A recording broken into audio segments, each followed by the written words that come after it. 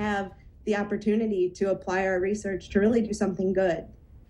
Upwards of 800,000 people are trafficked across international borders every year. Of those, 80% are female, half are children. Alarming statistics from the U.S. State Department. Good evening and thank you for joining us. Traffickers have been known to post pictures of their victims in hotel rooms for advertisements. Valley News Team's Stanwood talked with someone who is one of the brains behind a way to combat this critical global crisis through the palm of your hand.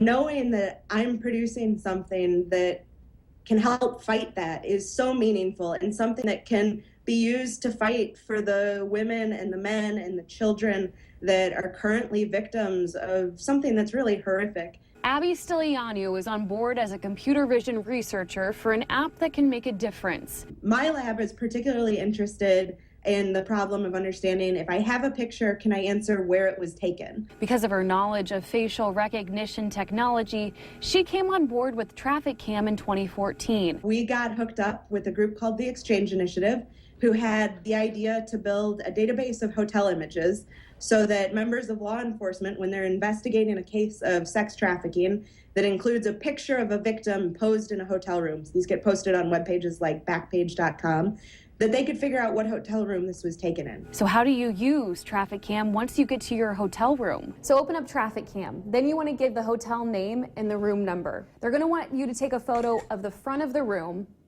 as well as the back of the room. So police get a full spectrum of what the room looks like so they can catch those predators. Ileana works out of St. Louis, Missouri, but is asking for your help no matter what state you live in. What are your feelings that you are a part of a movement that could actually make a difference in this huge global effort to combat sex trafficking?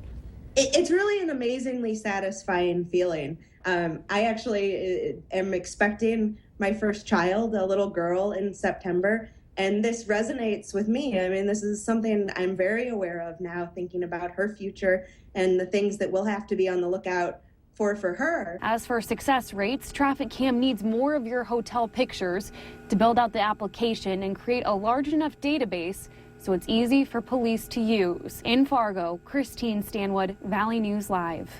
As of now, TrafficCam has over 1.5 million photos submitted, and it's available through any web browser that has access to a GPS location.